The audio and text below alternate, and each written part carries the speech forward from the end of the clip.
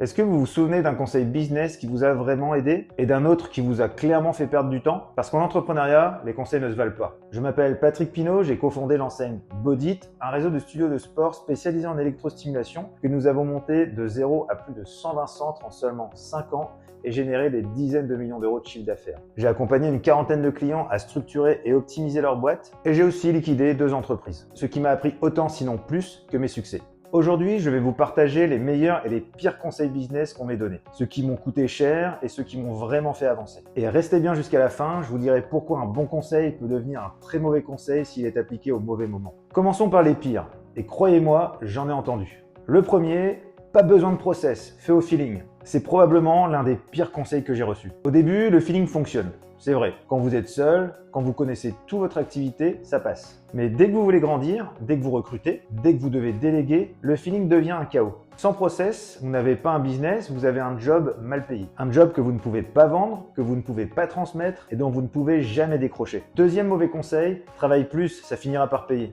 Travailler plus n'est pas une stratégie, ça n'en a jamais été une. Travailler mieux, oui. Structurer, oui. Automatiser, oui. Déléguer intelligemment, oui. Mais l'épuisement n'a jamais été un indicateur de performance. J'ai accompagné des entrepreneurs qui travaillaient 70 heures par semaine et qui perdaient de l'argent. Pas parce qu'ils manquaient d'efforts, parce qu'ils manquaient de méthode, qu'ils s'épuisaient à refaire des tâches qui auraient pu et dû être automatisées ou déléguées. Et le troisième, peut-être le plus dangereux de tous, fait comme tout le monde, c'est plus sûr. Les conseils les plus dangereux sont souvent ceux qui rassurent. Copier sans comprendre, suivre sans réfléchir, appliquer sans adapter. Ce qui marche pour les autres ne marche pas forcément pour vous. Votre marché est différent, votre contexte est différent et votre client est différent. Le mimétisme, c'est confortable, mais c'est rarement rentable. Et si on devait faire comme tout le monde en France, on aurait un job à 39 heures, du lundi au vendredi, et on travaillerait pour un patron et non pour soi. Maintenant, la bonne nouvelle. Pour chacun de ces pièges, il existe un contre-conseil, un vrai, celui qui change les choses. Le premier, arrêtez d'attendre le moment parfait. Vous n'avez jamais toutes les informations, vous n'êtes jamais totalement prêt, et c'est normal, personne ne l'est. La clarté vient dans l'action, jamais avant. J'ai vu tellement d'entrepreneurs qui attendaient d'être prêts, et qui attendaient encore, et qui attendaient toujours.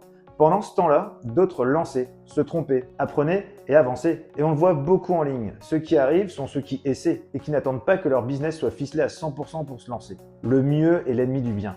Le marché ne vous attend pas, lancez-vous. Deuxième conseil qui m'a transformé, croire en soi quand personne n'y croit encore. Si vous attendez la validation extérieure pour avancer, vous n'avancerez jamais. Les débuts sont toujours silencieux. Personne ne voit votre vision au départ. Votre entourage doute, vos proches vous questionnent. Et c'est là que la grande majorité abandonne. Tous les projets solides commencent par une conviction solitaire. Et le troisième, celui que je répète à tous mes clients dès le premier jour, ce que vous ne mesurez pas, vous ne le maîtrisez pas. Vos chiffres, vos marges, votre temps, vos coûts. L'intuition lance un business. Les chiffres le font durer. Si vous pilotez à l'aveugle, ne vous étonnez pas de ne pas savoir où vous allez.